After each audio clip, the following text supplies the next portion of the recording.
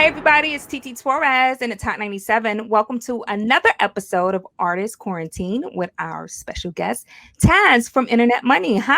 Hi, how you doing? Thank you for having me. Good. Shout out to Funk Flex. I told him you were having I was gonna have you on the show today. He's like, yo, he's gonna be on my album. It's gonna be so tough.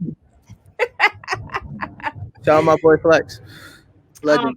is this your first time actually cooking up with him and linking up with him? Yeah, I've never met Flex in person. I mean, we sat on Facetime a couple times, but he's a legend. Like I remember watching TV in like the '90s and seeing like the Lugs commercials and all that. You know what I mean? Like legit over here. So it's crazy. It's why he's a legend. Sure. Now you get to connect with the legend.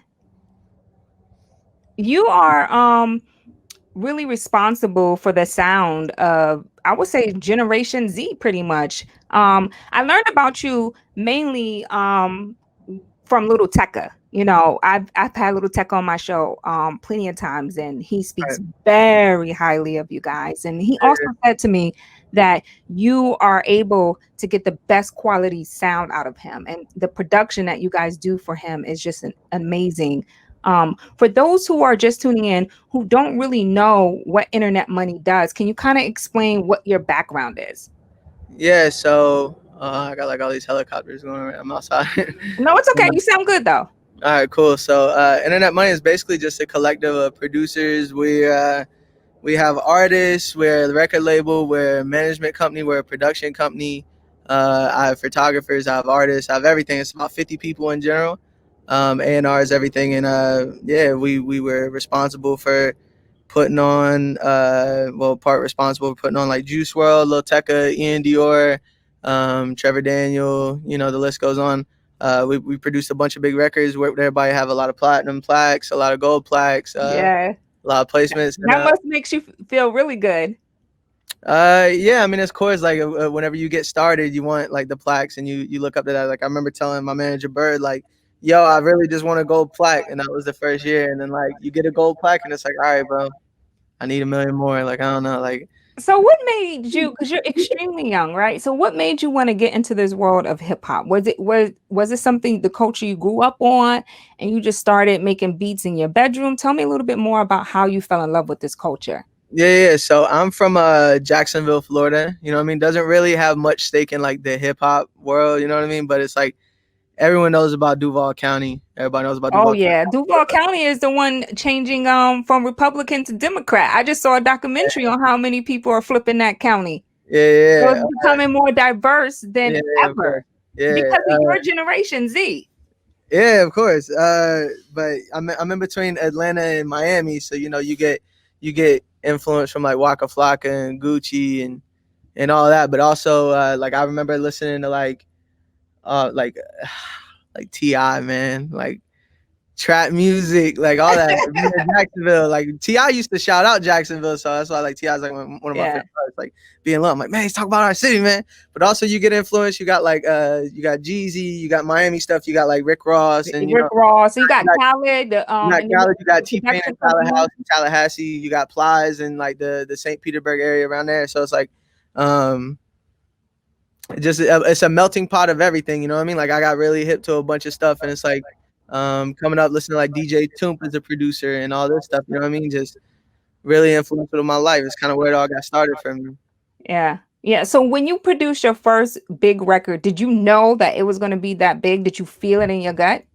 Nah, I think no one really has no idea. You know what I mean? Like it's all, even people who have hits on hits on hits on hits, it's still a guessing game at the end of the day, because it's like you're putting something out into the world for other humans who don't like, you don't know their taste on music to critique. You know what I mean? Yeah. Like Yeah. it could be your favorite song, but you gotta try to find a way to like not care what how you feel and try to make it about the world and like try to make the world's favorite song.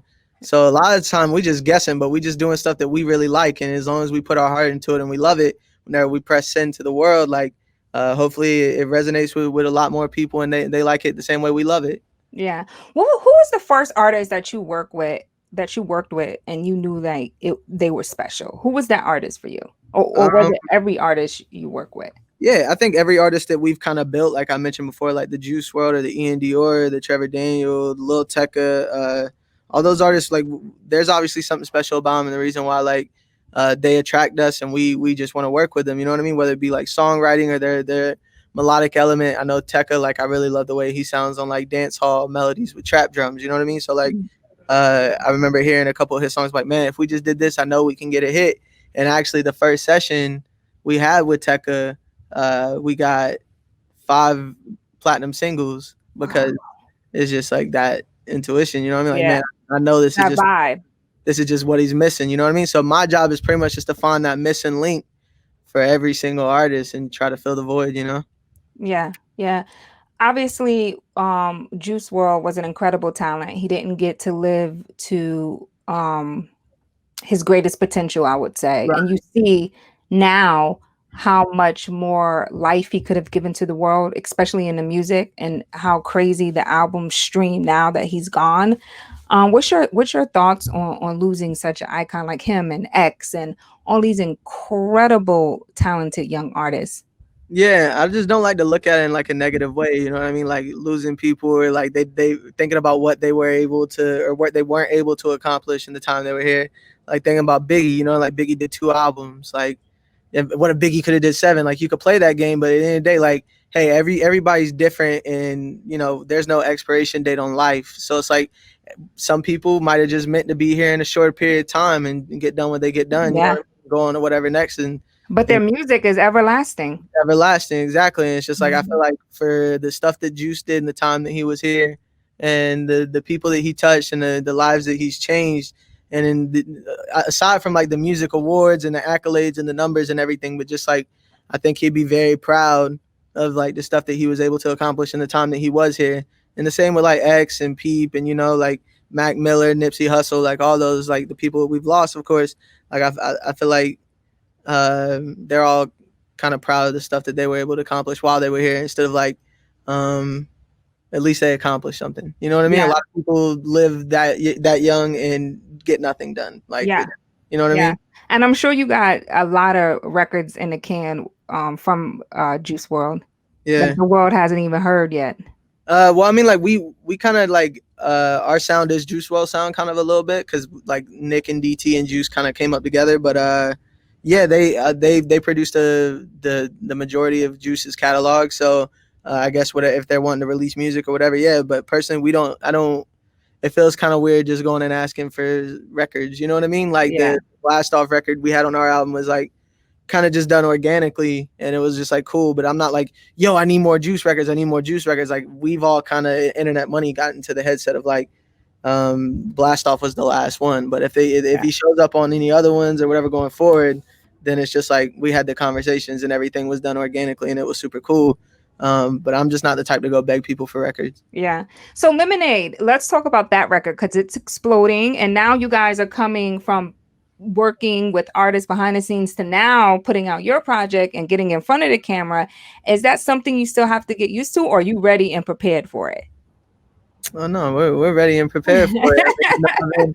We've been doing these interviews all day, like not today, but just like this year since we dropped the album. You know what I mean? So you name it, you name the country, you name the radio station, and I'm doing every Zoom link, I'm doing everything. You Like ready? You want to work? I want to work. You know what I mean? Like a lot of people right now, like I really, really live this work shit because I know what I sacrifice on the music side, Mhm. like time with my son or time with my family or time with all this stuff to like really take this as serious. So it's like, man, if people gonna put me to work and they want to whatever, I'm here. I'll answer whatever question, do a million Zoom interviews, whatever. Like people Yeah, ain't working right now with Corona. I love to do it. That's what I live yeah. for. I read in an interview you did, you spoke about at some point that you guys were being taken advantage of with your music, and then you realized that you had to navigate through that. How was that for you?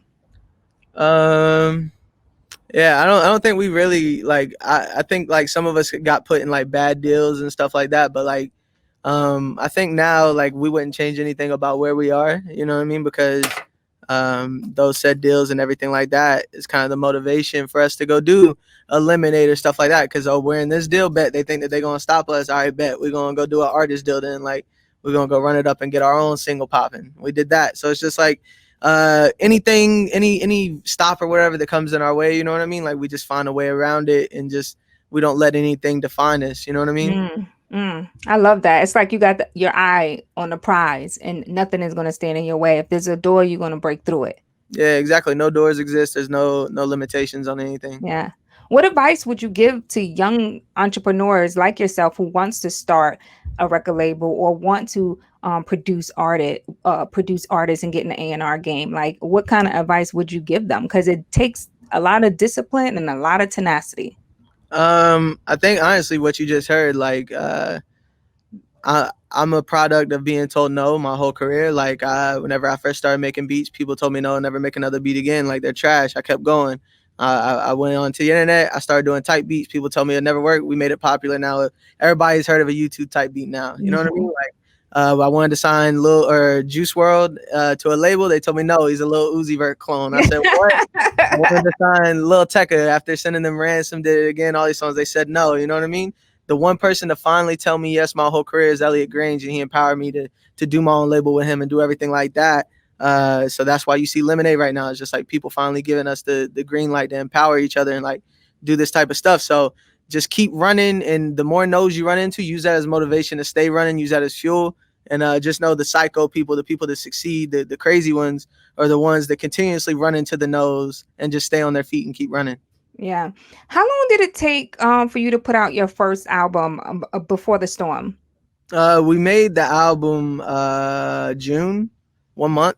We made the whole album in a month, and then Wow. June, July, and then we released it August. So we did like the whole marketing and rollout meetings and everything in July, and then we just put it out the end of August. Wow. What artist or project do you think was the one that took y'all kind of to that next level where now it's like, yo, we gotta everybody's beating down your door? I think it's just the overall us building the catalog and just the tracks and people just understanding what internet money is, and once they see like, oh, y'all were a part of this, y'all did that, y'all did this, and all the artists that I mentioned before that we work with, like developing them and building them up, and Mhm. we get a lot of artist respect because we would much rather build the artists up and develop them as opposed to just like, yo, I want to work with Drake, Yeah. I want to work with Drake, and then I could just not make a beat for 2 years. I'm good. Like I really love building the next Drakes, the next Kanyes, like the next artists of the world. You know what I mean? So we Yeah. a lot of 'Cause it artists. takes a lot of time though. People don't want to put in that work to do that. And you don't see the end result. Like it takes a lot of money, it takes a lot of prep work, it takes a lot to put into building. So that takes a special talent in itself to be Yeah, able of to do course. that. Yeah. Have you gotten any good advice from any other producers that you may have looked up to in this industry? Uh, nah, but I never cared about like validation from people. So like now I remember running into no, I'm not gonna say that. Never mind. Come on. I can't. Okay, okay. Just know everybody I've ran into, like everybody I looked up to, like idols and stuff like that, like they all try to shit on you at first, and now nah. But like they're giving you your flowers. Is that what you're trying to say here? I wouldn't say they shit on me. I just look at it like I didn't care. Like I didn't care if I was on their radar or not. But they're always like an icon of mine. You know what I mean? So whenever I Yeah. run into people that like is an icon to me or like a legend or something like that, I'm like, man, you're a legend. Like thank you. Like you inspired me, whatever. And they're like, bro, like what you're doing right now is crazy. So just like maybe don't seek validation for people. And whenever it's time for you to get your flowers, once they bloom, then you can enjoy it all day. And the people that you grew up worshiping will now like start looking in the stuff you're making because of them and like respecting it and listening to it. You know what I mean? Just being very humble about it and cool. And like whenever people don't know about you, like they're not gonna fuck with shit that they don't know about. And that's anything, regardless if you're an artist, producer, label, photographer, engineer, whatever. You're trying to show someone who's done something with themselves something, they're gonna say no. You know what I mean? Like automatically because they don't know who you are. So as you build yourself up, just get that confidence. Yeah. They're gonna start messing with you. Yeah, and they don't owe you shit. I always tell people that. Like they don't Yeah. owe you nothing. You gotta put your work and improve. You know what I mean? Just like how they had to do it, you know? Yeah. Will your next album feature majority of the Gen Z artists that we spoke about, or are you looking to take care or are you looking to work outside of that and work with like a Wiz Khalifa or a Future or more veteran artists, or do you not look at it like that at all? I just look at it like I want to make songs and collaborations that like people never like would like expect to hear before. You know what I mean? And I like mixing the two, like artists that I think are really fire from this generation with like someone I think would be fire from somewhere else. Like you remember when Kanye was doing like the Good Fridays and he had like Ray on a song with Justin Bieber. with Swiss. Yeah. Like I love doing things like that. Just like what is this? Like you just have no idea. So with me, That is creative. yeah, who knows? You know what I mean? Like there's no rules to music. So once you just understand that, it's the wild wild west. It's open. Yeah. You know what I mean? Yeah. I Yeah. think sometimes too people put limitations on their craft or limitations on what they can and can't do. But if you remove all those limitations, then you hit into your highest potential and your highest creativity. Yeah, I think the biggest thing for just not only people in the music industry, but just creatives, period, is just overthinking. And they get in their Mhm. own head. And once you realize that you can sit down and try as hard as you want, you're not going to do anything that no one's ever done before. You know what I mean? Like in this world, there's been millions of people to come, millions of people to go. There's millions of people here right now. Like you're not doing something that's unique right now. Something's always been done before, whatever.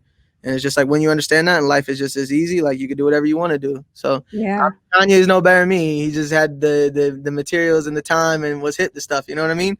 Like Yeah. we're all like the same thing. You know what I mean? Yeah. Yeah. Well, listen, I thoroughly enjoyed this conversation. Thank you so much for taking the time out to speak to me today. Everybody, it's Taz from Internet Money. Of course, your song is exploding on Hot 97. It is exploding everywhere. So congratulations. Thank And you. I can't wait to check out what you're going to put on the Funk Flex album. Can you give us a little sneak peek or nah? Nah. I told Flex to come out to LA and see me. I ain't seen him out here. So He gonna come. whenever he He's shows gonna up, then I guess I'm gonna have to play him something. But until then, he ain't getting no record from me until I meet him in person. All right, I'm going to call him after this and tell him, trust me, he's going to come. Flex. He's been getting on a plane, which is surprising because, for a long time, Flex didn't fly. He was Yeah, scared. I know. But now I'm like, he's in Atlanta. He's in North Carolina. I'm seeing him. He's with the baby. He's everywhere. Yeah, my man working. everywhere. I respect it. He's a legend. So, like, this is another thing. It's like taking care of the greats. You know what I mean? Like, Yeah. whenever they do reach out, just make sure you're here and you give them a helping hand. I love that. I love the fact that you got respect for the greats. Yeah, like, course. A lot of not to say all young artists, but I do see a lot of young artists get into the game and they have zero respect for the legends. But I love the fact that you do have respect for the legends. Yeah, I mean, I grew up looking at these people, so now I'm here. I want to work with them. Yeah. Well, congratulations on all your success, and we wish you well. And thank you for taking the time out to speak with us here at Hot 97. Thank you for having me. I appreciate it. And I love Hot 97. We love you. It's Taz, everybody. Internet Money. It's Hot 97, TT Torrez, and thank you so much for tuning in.